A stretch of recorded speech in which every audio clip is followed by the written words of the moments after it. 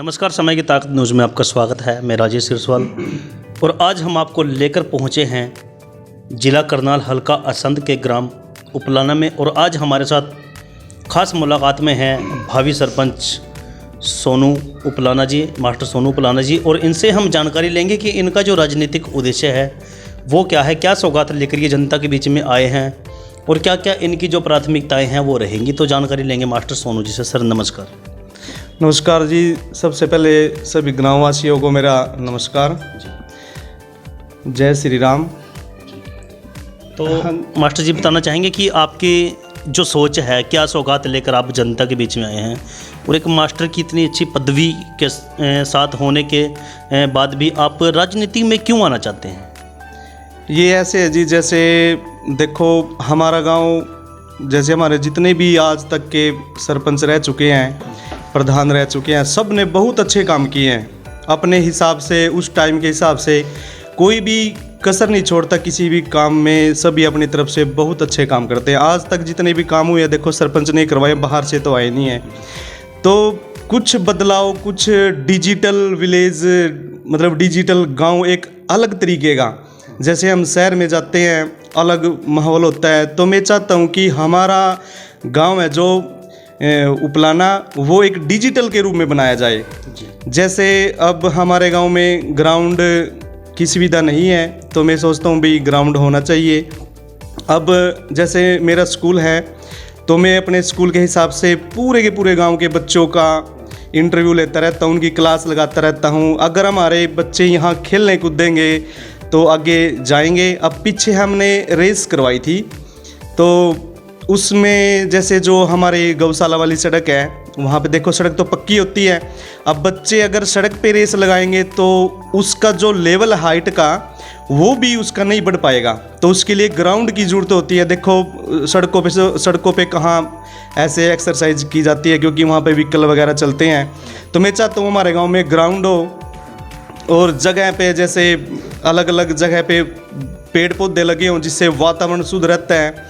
और जैसे हमारे जो गांव के बच्चे हैं जिनके अच्छे मार्क्स आए हुए हैं, मैं सोचता हूँ भाई उनको हम आगे लेके जाएं। पंचायत क्या कुछ नहीं कर सकती, सब कुछ कर सकती है। अब मेरे जो गांव के बच्चे हैं, खूब ऐसे बच्चे जो इंटेलिजेंट है, जो मेरिट लिस्ट में आते हैं, मैं सोचता हूँ कि पंचायत अपनी तरफ से उन बच्चों को आगे बढ़ावा दे। कहीं पे भी जाए उनका इंटरव्यू ले, जो बच्चे अच्छे हैं उनको आगे लेके जाएं। और जैसे हमारे गाँव में जिम वगैरह, वाईफाई का सिस्टम एक डिजिटल के रूप में, जैसे देखो मेरी सोच है कि मैं अपने विलेज को एक डिजिटल बनाऊं। मेरी सोच है कि जो मैंने एक प्रोजेक्ट बना रखा है, अपने गांव के लिए एक प्रोजेक्ट बना रखा है, उसमें छोटे बच्चे से लेकर बड़े बुजुर्गों तक ऐसा प्रोजेक्ट है जिसमें सभी की उसमें सुविधाएं दी गई हैं। जितने भी मेंबर हैं जो हमारे गरीब हैं उनको उनका अधिकार दिलाओ। अब जैसे उनके बीपीएल हैं और भी अनेक समस्याएं हैं जो उनके पास नहीं पहुंच रही हैं, कॉलोनियाँ वगैरह हैं। मैं चाहता हूं जितने भी गरीब हैं सब एक बराबर के हो जाएं और उनको उनका अधिकार अवश्य मिलना चाहिए। मैं सबसे पहले देखो गरीबों के साथ हूं और मैं चाहता हूं कि जितनी भी मेरी नई जनरेशन है, हमारी जैसे बिटियां हैं, हमारी बिटियां भी आगे जाने के लिए बहुत मेहनत करती हैं। अब हम अगर बिटियों के लिए अलग से ग्राउंड दिलाएं, लड़कों के लिए अलग से ग्राउंड दिलाए, देखिए बच्चे कहाँ नहीं जाएंगे। मैं 100% गारंटी देता हूँ, अगर मेरे गांव में ग्राउंड होता है मैं यहाँ से बच्चे निकाल के दूंगा आप सभी को। और जैसे अब मैंने पीछे रेस वगैरह करवाई थी और कबड्डी वगैरह मैं स्टार्टिंग से ही करवाता रहता हूँ, ब्लॉक की भी कबड्डी हम करवाते हैं, उनमें मेरे बच्चे गोल्ड मेडल के लिए भी आए हुए हैं। और आप गांव में जाके पूछ सकते हो भाई हाँ उस स्कूल के बच्चे कैसे हैं। तो मैं चाहता हूं जी, मैंने सभी बच्चे समान है, सभी गांव समान है। देखो जी गली नाले दुनिया बनवाती है मेरे को, हाँ ठीक है ये भी बनवाने ज़रूरी है। अब हमारे गांव में आप चारों तरफ जाओगे तो आपको यहाँ पे गंदगी फैली हुई है, चारों तरफ गंदगी फैली हुई है। मैं चाहता हूँ कि यहाँ पे पंचायत की तरफ से 1 या 2 गाड़ी लगवा दी जाए, जिसमें वो घर घर जाएगी, उसके अंदर कूड़ा डाला जाएगा और वो बाहर भेजा जाएगा। जहाँ जो हमारी पंचायती ज़मीन है वहाँ पे अलग से वो कूड़ा पहुँचेगा, जिससे गांव की सफाई होगी। सभी जगह देखो पेड़ पौधे लगेंगे, कितना सुंदर दृश्य होगा गांव का। मैं चाहता हूँ कि मेरा डिजिटल गांव हो। बहुत अच्छी सोच है। देखिए मास्टर सोनू जी ने बहुत अच्छे जो इनके प्रयासरत जो कार्य रहेंगे, जो इनकी सोच है, बहुत अच्छी सोच है कि किस प्रकार अपने गांव को एक शहर की तरह अपने गांव को चमकाना चाहते हैं। तो सर, जैसे आप भी अध्यापक हैं, तो हम एक जानकारी लेना चाहेंगे आपसे कि आज कोरोना महामारी के चलते शिक्षा का स्तर है वो बहुत ही डाउन चला गया है। तो शिक्षा के स्तर को ऊपर उठाने के लिए किस प्रकार की प्रक्रियाएं होनी चाहिए और आप किस प्रकार इस समस्या से निजात बच्चों को दिलवाना चाहेंगे? देखिए, सरकार की बहुत अच्छी मुहिम भी रही है कि बच्चों को ऑनलाइन शिक्षा प्रोवाइड कराई है, और लेकिन बहुत सी समस्याएं ये भी रही हैं कि जो गरीब लोग हैं उनके पास एंड्रॉयड फ़ोन नहीं है, या बहुत से गांव ऐसे हैं जहां पर जो नेटवर्क की प्रॉब्लम बहुत ज़्यादा होती है। तो सर, किस प्रकार की मुहिम आप सोचते हैं अपने माइंड से? देखो जी, जैसे शिक्षा है, आज तक जितने भी सरपंच या जो भी बड़े पद पे गए हुए हैं, ऑफिसर बने हुए हैं, सभी देखो शिक्षा सबसे पहले है। तो देखो, पहले तो माँ बाप को भी, पेरेंट्स को भी एक्टिव होना पड़ेगा अपने बच्चों के प्रति। हमारे बच्चे कैसे पढ़ते हैं, कहाँ जाते हैं। अब देखो, अगर सरकार ने भी ये जो मुहिम चलाई हुई है, अब सभी के पास 1 या 2 बच्चे होते हैं। पहले वाला टाइम तो है नहीं है, क्योंकि 1-2 बच्चे हैं सभी के पास। सभी सोचते भी मेरे बच्चे का नुकसान भी नहीं हो और मेरे बच्चे की पढ़ाई भी अच्छे तरीके से हो। अब जैसे देखो, मैंने सोच रखा है कि मैं अपने गांव के अंदर जैसे जो गरीब दबके के बच्चे हैं उनके लिए फ्री ट्यूशन सेंटर खोला जाएगा। देखो, वो कहीं पे भी पढ़ते हो, अच्छी बात, देखो अपने हिसाब से बच्चे को पढ़ाना पड़ता है। मैं चाहता हूँ कि हम अलग से गरीब बच्चों के लिए, और जो ऊपर वाले हैं वो भी आ सकते हैं, उनके लिए एक ट्यूशन सेंटर रखा जाएगा जिसमें फ्री कोचिंग होगी। उसके बाद जो बच्चे इंटेलिजेंट हैं, आगे बढ़ना चाहते हैं, उनको भी गाइड करने के लिए कोचिंग सेंटर खोला जाएगा। जो मेरी लड़कियां हैं, मेरी बहनें हैं, उनके लिए भी हम सिलाई सेंटर, जैसे ब्यूटी सेंटर हो गया, सिलाई सेंटर हो गया, ताकि अगर हमारे बच्चे यहीं पे सीख के जाएंगे, आने वाले टाइम में, आने वाले भविष्य में वो नाकामयाब ना हो, एक सक्सेसफुल ज़िंदगी जिएं। और जैसे अब रही शिक्षा की बात, हाँ सरकार काम कर रही है, पेरेंट्स को भी एक्टिव होना चाहिए और ट्यूशन के लिए उनको भेज दे तो बहुत ही अच्छा है। देखो, पढ़ाई सबसे ज़रूरी है। बहुत अच्छी सोच है सर आपकी। तो सर, आपके गांव की जो कुल वोट है, जो आबादी है, कुल वार्ड हैं, वो कितने हैं? हमारे यहाँ जैसे जो वार्ड हैं वो 16 वार्ड हैं, और जो वोट हैं वो 4000 प्लस हैं। और हाँ जी, 4000 प्लस हैं। और यही चाहेंगे, देखो वोट का सभी का अधिकार है, जिसकी वोटें नहीं बन रही अपनी वोट बनवाएं।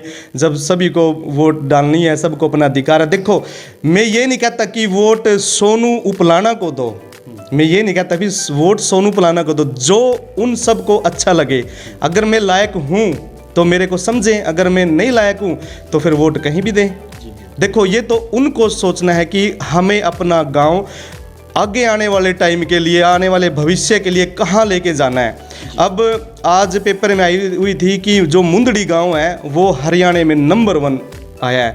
मेरे भी यही सोच है कि हम अपने गांव को एक नंबर 1 गांव लेके चलें, और ये तभी हो पाएगा जब सभी अच्छी सोच रखेंगे। बिल्कुल। और हमने तो देखो जी, शुरू से ही अच्छी सोच है कि मेरे गांव। तो सर, गांव को एक सौंदर्यकरण, जो गांव का सौंदर्यकरण होता है, गांव को सुंदर स्वस्थ बनाने के लिए किस प्रकार की प्राथमिकताएं आपकी रहेंगी? जैसे बहुत से अभी आपने कार्य बताए भी हैं कि किस प्रकार से गांव को चारों तरफ गंदगी के ढेर हैं, उनको किस प्रकार से हटाया जा सकता है, और ग्रामवासियों को संतुष्ट कैसे करें? देखो जी, जैसे मान के चलो सफाई की बात आ गई है, सबसे पहले देखो झाड़ू तो मैं ही उठाऊंगा।